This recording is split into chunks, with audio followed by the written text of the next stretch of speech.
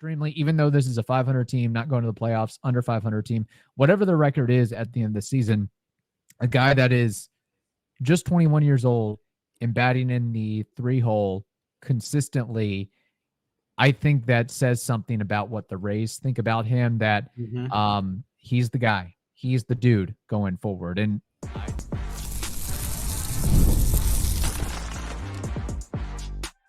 you are Locked On Rays, your daily Tampa Bay Rays podcast. Part of the Locked On Podcast Network, your team every day. Welcome to Locked On Rays, your daily podcast covering everything Tampa Bay Rays, from game analysis to player interviews. We've got you covered with all the latest news and insights. My name is Kevin Weiss.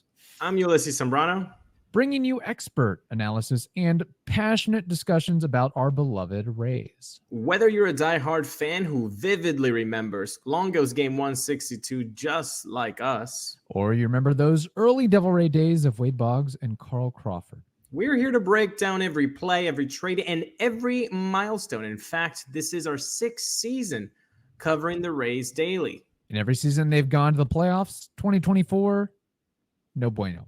Most likely not. But in the meantime, you can still watch baseball, Rays baseball, for the next month plus. So grab your favorite Rays gear, settle in, subscribe to our Locked On Rays YouTube channel and other podcast platforms. You can also find us on X and Instagram at Locked On Rays. This episode is brought to you by FanDuel. Now through September 22nd, all FanDuel customers can bet $5 and get a 3-week free trial of NFL Sunday Ticket from YouTube and YouTube TV. Visit FanDuel.com/locked-on to get started. Do you think Stu Sternberg is a Bucks fan? My guess would be he would be a fan of a team based in New York. I don't know if it's the Giants or the Jets, but that would be my premonition, considering he is a well-known Mets fan. So Mets fans are Jets fans, right? They rhyme? I'm not sure. I don't know if that's I don't know. I don't know how the New York connection goes, but I think that kind of makes sense. Sure. That makes sense to me. Look, it's a weird takeaway episode. Yes. Because it's on a Tuesday. It's a Tuesday takeaway. It's actually Tuesday takeaway because we had a long weekend. I was actually traveling from Kansas City. I'll get to that later. Checked out a couple Royals games. Went to the Kauffman Stadium, so have some pointers on that. What did you miss? What did we miss? Well, Thursday was a 3-1 loss to the A's. Friday was a 7-3 loss to the Dodgers. Saturday, a win. 9-8 extra innings to the Dodgers. Sunday, a 3-1 loss to the Dodgers. And Monday, a 5-1 loss to Seattle. Seems to be quite a theme there. A lot of losses, not a lot of offense. That's pretty much the story for this entire season. However, if there is one reason to continue watching this ball club, knowing that I don't even know what the playoff odds or percentages are at right now. It's got to be below 3% if I had to conjecture here. Junior Caminero might be the only redeeming quality that would make me turn on the boob tube to check out a Rays game. At the very least, checking out an at-bat or 2 or 3 of his, because that's hopefully our future. That's hopefully what we can rely upon. That's hopefully going to be our franchise superstar, perennial all-star. And I know it's still extremely early in his career at 21 years in 1 month, but he is starting to give off the impression like he belongs, a moment isn't too bright, and he can pull things together, but he can't do it single-handedly. He's got to have help. He's got to have assistance, just like Josh Lowe one day. It can't just be a Josh Lowe game. It can't just be a Johnny DeLuca game. It just can't be a Junior Caminero game. Having said that, it is fun to see when Caminero puts bat to ball and hits it really hard and or really far. And he seems to hit the ball hard a lot of times, especially during that weekend in LA. That was really awesome to see. Like, he can really square up the baseball, and that's why he's the number 2 baseball prospect right now. I'm sure that when he graduates, obviously the rankings are going to be updated. But for now, we are watching the number 2 prospect in baseball. And it's a very exciting thing, not only if you're a Rays fan, but if you're a prospect guy. I mean, watching Junior Caminero at bats right now is like must-watch TV if you're a prospect person, for sure. And you don't have to be a Rays guy. I mean, you can be a Jeff Ellis. You can be an Aram Layton and have some fun with that. But I think I'll amend what you said to my opinion. In a game, it can be a Josh Lowe. In a game, it can be a Johnny DeLuca. And in a game, it can be a Junior Caminero. The problem with this year's offense is that none of those guys have come together and pick 3 guys, really, that have gone hot at the same time. That's where it can't happen. One day, yeah, if somebody wants to go off and go nuts and be the MVP of that game, sure. Be the Rene Pinto of that game and hit 2 home runs. Go for it. But the issue with this offense is that once one guy is hot, 8 guys are cold. And then they just keep flipping it over and over and over. And that's not how you get consistent offense. And it's not fun to watch, quite frankly. No. But Junior Caminero, at least over the course of the weekend against the Dodgers, was fun to watch. Took a 100-mile-per-hour pitch to right center for a dinger, showing that he can obviously get the ball out to the deepest part of the ballpark. And something, if you watched a portion of that game, and something that BA made note of, his line drives are smoked so well that there's almost a hook and a curvature on it, which has to make it really intimidating and almost impossible for any defender and or pitcher to handle it. We're seeing him stay back on some breaking balls and get some hits that way. And one of my concerns about Junior Caminero, one thing, the protection. Somebody's going to have to be able to protect him in the future. Him batting in the 3-hole, you look at the lineups right now, after him, there's not much of anything. So who's that guy going to be? Is it going to be Carson Williams? Is it going to be Xavier Isaac? Is it going to be a free agent? Is it going to be Josh Lowe?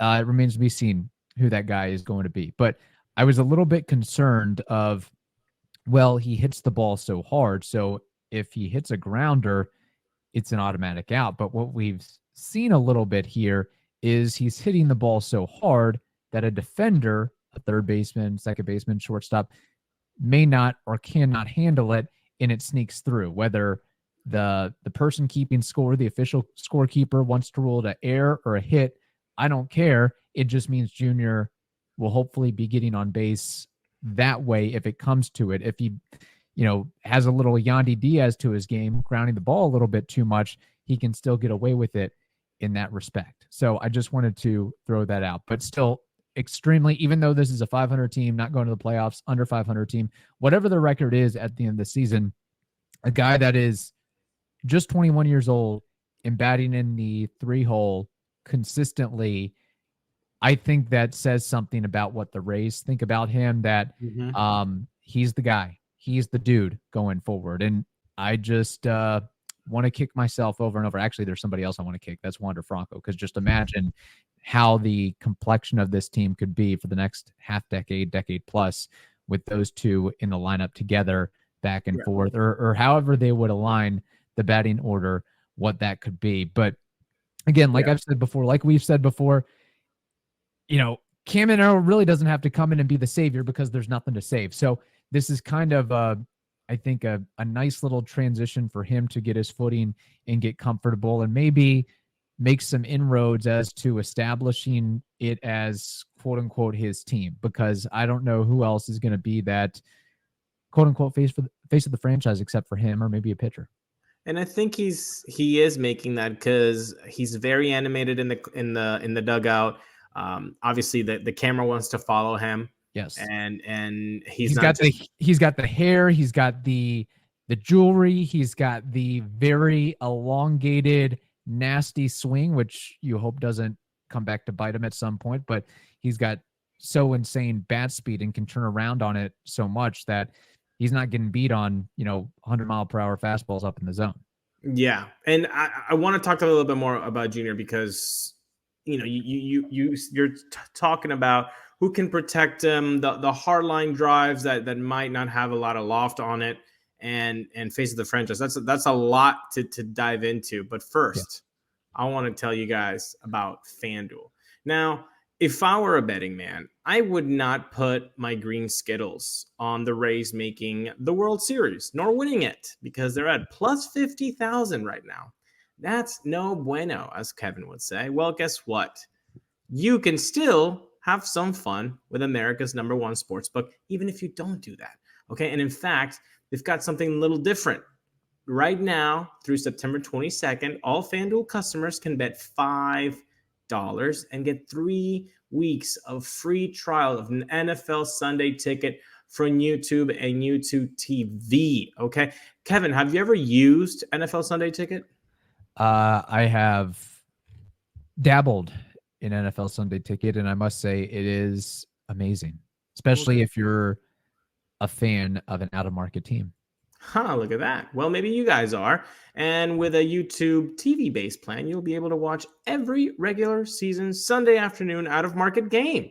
All you need is a Google account and a current form of payment, and you can cancel anytime. Just visit FanDuel.com/lockedon to download America's #1 sportsbook today. Okay. Who can protect them? I would hope in a best case scenario next year, Brendan Lau. Very affordable option. This is a guy who has shown that he can provide some pop. $10.5 million. Boom. He remains with the team. So are you saying, because I see Brandon Lau, the way that some of these lineups have been constructed, Yandy leadoff, B-Lau second, Caminero third. So would you just do a switcheroo and put Caminero in the 2-hole, Brandon Lau in the 3-hole? Sort of like what the Royals are doing and what a lot of teams are doing with their quote-unquote best, most impactful hitter, putting them in the 2 spot. Yeah, I would provide some backup there for Junior and have a guy that has almost hit 40 home runs and has been on pace for 40 home runs in seasons where he has been ill or injured. I would put that on Brandon Lau. And besides, like, there's some sort of veteran leadership quality there that even though it's quiet, when pitchers see Brandon Lau and he's in the lineup, and even if he's not doing well, he's a guy that you don't want to put man on base for. So then that would give him a little bit of Junior, maybe a pitch or two that maybe he might not get if somebody else is behind him. If Josh Lowe is behind him, I don't think Junior is going to get better pitches than if Brandon Lau was behind him. So I would dig that for 2025. But again, that's more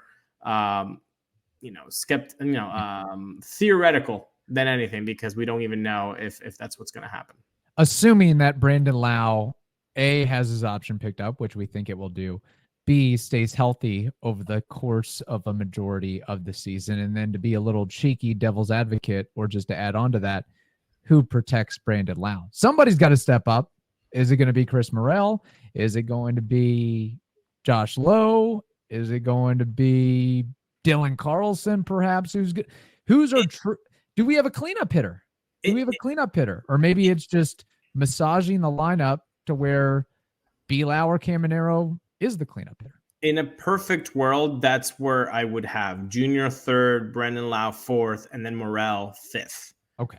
Morel will just be acting like your second in the 5th spot there. That's fair. Now you have to figure out if Yandy stays, then he becomes the leadoff again, or bats second this time around. And then you can just go from there. But that 3-4-5, I think it would be really nice, because then you're also doing righty, lefty, righty. And true. We know that the Rays really like doing that, so that opposing managers can just feast when the later part of the innings come in, and then you have a reliever being able to be righty against 3 righties, or a lefty against 2 lefties in a row, or something like that. So that would be the best case scenario. Now, I am not at all comparing these two people, because one is a first ballot Hall of Famer in Miguel Cabrera, And Junior Caminero has not played 100 games, not even 50 games in MLB yet. Okay, I don't even think he has 100 at-bats to his name yet. Exactly. So he might have like 60 at-bats to his name, 55, something like that. So I'm not comparing them at all. But that is something that was very distinct in Miggy. He hit the ball so bleeping hard, even when it was a ground ball to the third base, to the shortstop, to the second base, whoever it was, they were hit so hard, they would just go through. They would just go through because they're bullets. And Junior can have that ability if he's able to a little bit grow into himself in the body. And we know what happens, with age. You get a little bit, a little bit bigger, maybe a little bit softer, maybe a little bit slower on the base paths, but the power's still there. And that's what hopefully the offensive production is still there. Okay, you get a little bit older, slower, softer. You move from third base to first base to maybe eventually DH.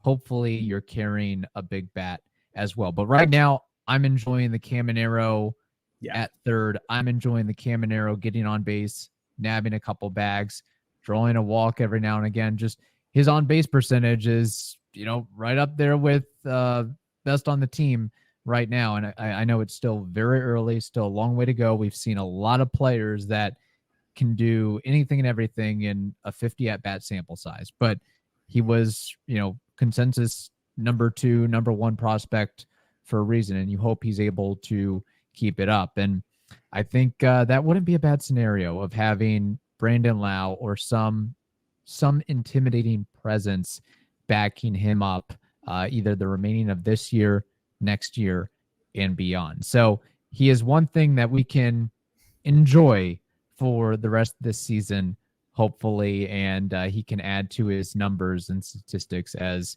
the year goes along. And I'll be curious to see what he does as he continues to face heftier competition and better pitching down the line. Again, Dodgers, that's a good test case. How do you do against some of the other teams that are up on the docket as well versus, slappies?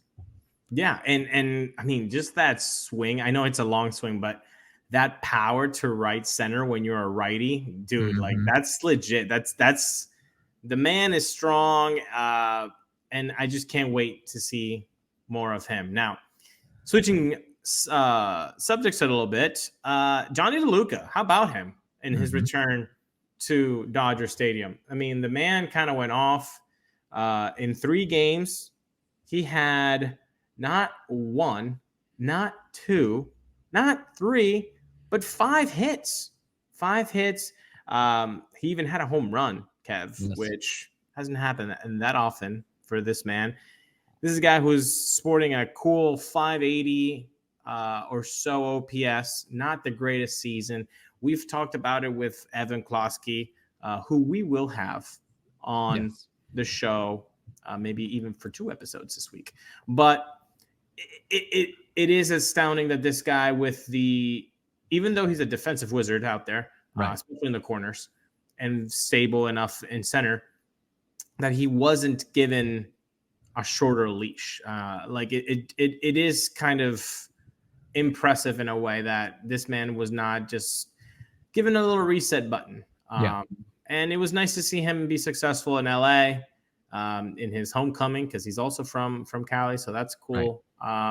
So that was really nice to see Johnny DeLuca succeed. Yeah, I think familiar territory, wanting to, I don't want to say show up, but do well against your former team, sort of like we saw Randy do against his former team. I'll get there, baby. I'll get there. Okay, you'll get there. But yes, Johnny DeLuca, I think some of the longer leash has to be that, hey, I mean, this team isn't really going anywhere, doing anything this year. Play the young cat, see if he can build some momentum, and maybe my hot take, my conspiracy theory is they want him to play well enough so that they don't have to bring Jose Siri back, that they don't have to continue to utilize Jose Siri. They can find another home for him and input Johnny DeLuca in center field, because I think the Jose Siri experiment is wearing thin in some respect, just based on the totality of it all.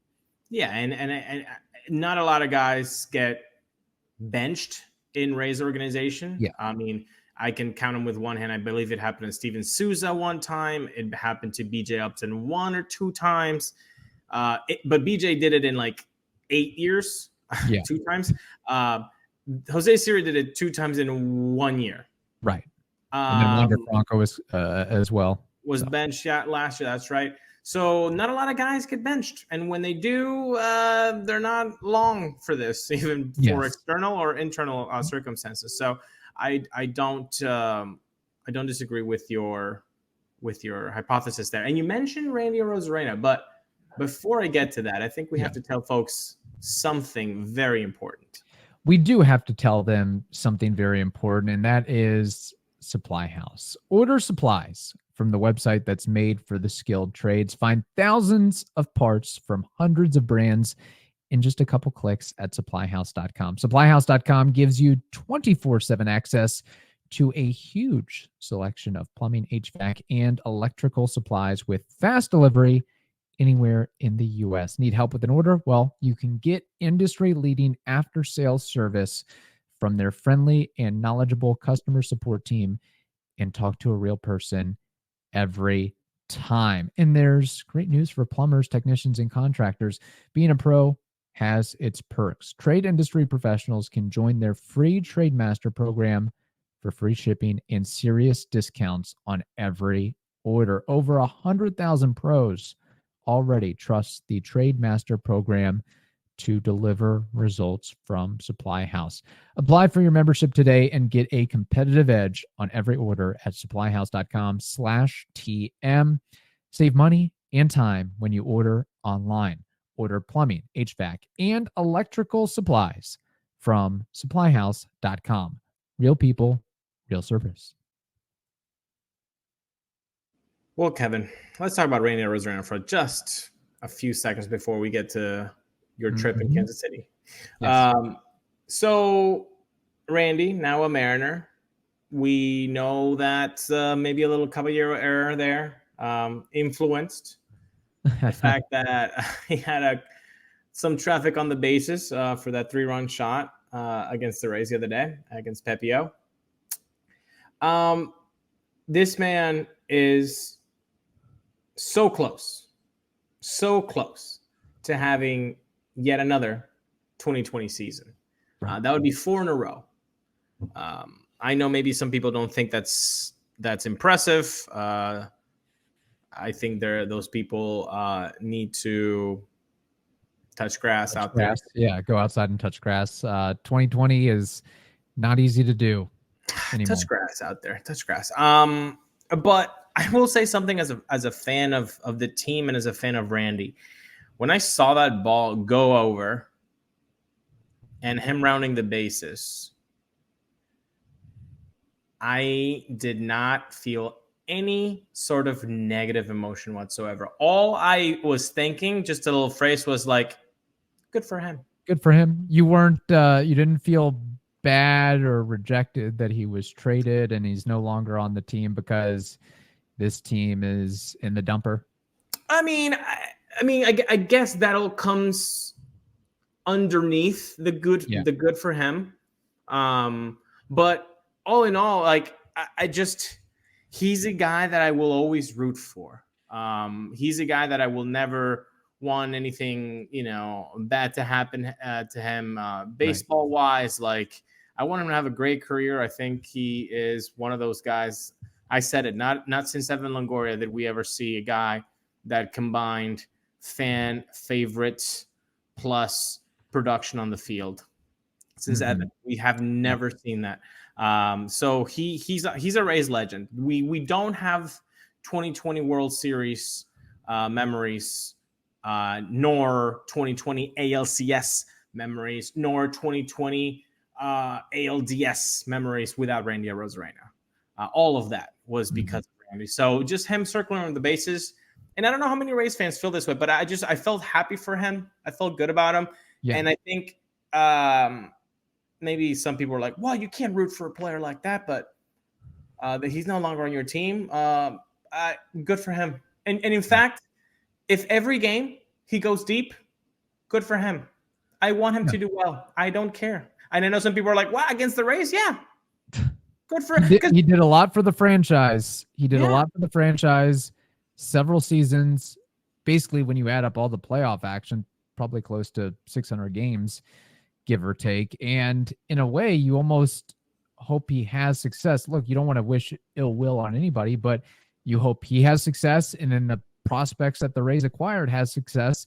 So maybe more deals like that can happen, and you can continue to get, hopefully grade A prospects, and a team doesn't shut the door on your face like the Pirates going on in the future. Exactly. So, yeah, exactly. They haven't picked up the phone for the Rays, haven't they, since that Glasnow trade? So yeah, just wanted to just put that out there. Maybe other fans felt the same way. Maybe other fans feel like that's a ridiculous take, and you should always root against people, even if they were, your player that you rooted for a while. But Kevin, now it's time for us to hear about the top 3 things from this Kansas City sojourn. Oh, I like it. Yeah, top 3 things if I have to do a podium. One thing would not be the barbecue. I know KC is known for their barbecue, but we must have just picked the wrong place. We used recommendations of a couple Uber and Lyft drivers. I should have used recommendations from my buddy Brendan, who's a big Royals fan. But one of those places we heard always had lines out the door, so we didn't want to deal with that. I guess I don't want to give my full opinion on KC barbecue until trying more authentic KC barbecue, but that was somewhat underwhelming, I would say. Okay. What I really enjoyed about the trip to Kansas City was stadium tours. I did a stadium tour of Kauffman Stadium. I did a stadium tour of Arrowhead Stadium, and I think that is going to be my new thing. When I go out of town, I'm going to do a stadium tour. I'm supposed to go to Cincinnati later on in September. I want to check out what the Reds have to offer, because they literally get you inside the clubhouse, in the locker room, and tell you the history about the ballpark or the arena or the stadium, and really get to hear some cool stories and view some cool sights. And one thing on that stadium tour that I took note of, with Kauffman anyway, was they have a really robust Hall of Fame. And I know the Rays are very young in their franchise in terms of years and establishment, but I would hope that is something that the Rays really address and begin to build out with the new stadium. Have kind of a dedicated room or lots of square feet devoted to building some sort of area inside the ballpark that people can go to in leisure to at any time, because the Royals really do it grade A. And they had a lot of great players that played during their day as well. So I wanted to note that. The other thing, so I caught a Royals-Phillies game on Saturday, Sunday. Takeaway, Bobby Witt is amazing. And Bobby Witt is beloved. In fact, every time he comes to bat, he essentially gets a standing ovation. And it almost seems like whenever the bat is in his hands, like you have so much confidence that he will do something amazing and tremendous. So, which, I mean, if you look at his numbers this season, it's easy to see why, but it's like, I mean, if there wasn't a guy named Aaron Judge, Bobby Witt would be MVP. He would be the MVP for sure. And he's probably going to have 1, 2, 3 MVPs by the time his entire career is over. And of course, made a lot of plays, covered a lot of ground, made a lot of great throws from short. So Bobby Witt's brilliance, that was very neat to see in person. I don't know what to make of this other notch here, but I saw a lot of good offensive catcher play over the course of the weekend, which got me thinking about the Rays one way or another. JT Realmuto had a 2 home run game. Must be nice. You look at the Royals and you see Freddie Fermin and Salvador Perez, and then the backup catcher for the Phillies was a home run away from the cycle. So I just saw like offense upon offense upon offense from the catcher position the entire weekend. So I just wanted to throw that out there. So what you're saying is that our catchers don't do that, and you're saying that our almost face of the franchise shortstop, instead of playing in MLB, is playing softball in the Dominican Republic. Basically, yeah. So sorry to in dirt fields. Yeah, I guess I really didn't end the episode on a great note there, but No. I just had to call it like I saw it, I guess. But yeah, it's something that you got onto early on, visiting other stadiums in other states, other cities, and it's definitely worth checking out. I'm not sure how much longer Kauffman Stadium is going to be there, because that's crazy. It looks so cool on TV, man. Yeah, and it is cool in person, but you can see where there's some parts that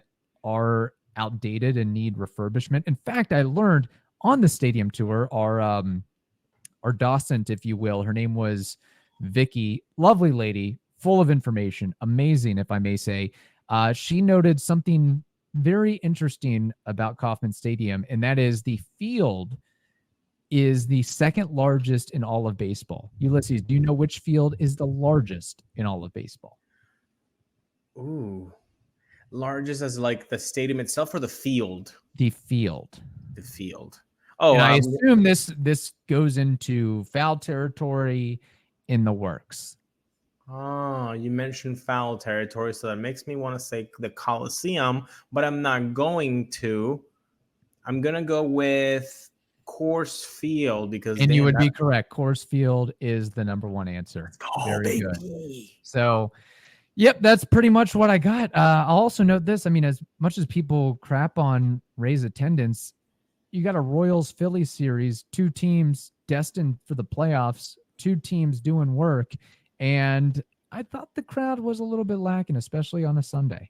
Huh. And there wasn't any football going on. So it's a lot of empty seats. Although, of course, I mean, I don't know if people in KC can take the heat like people in Florida can take the heat. True. Because I think it was heat index of 105. So I do have a little minor sunburn there. But overall, good, fun, enjoyable experience. Will I ever go back again? I don't know. Stay tuned, folks. Yeah, stay tuned. I don't know if I'm not like, oh my gosh, I got to go back to Kansas City. But it was definitely cool to check out some of the spots. But I think once you've been there and done that, you're pretty much good, unless you want to try some new barbecue spots or something like that. So there we go. All right. In the meantime, hope you all have a wonderful day. Stay safe, and we will talk to you on Wednesday.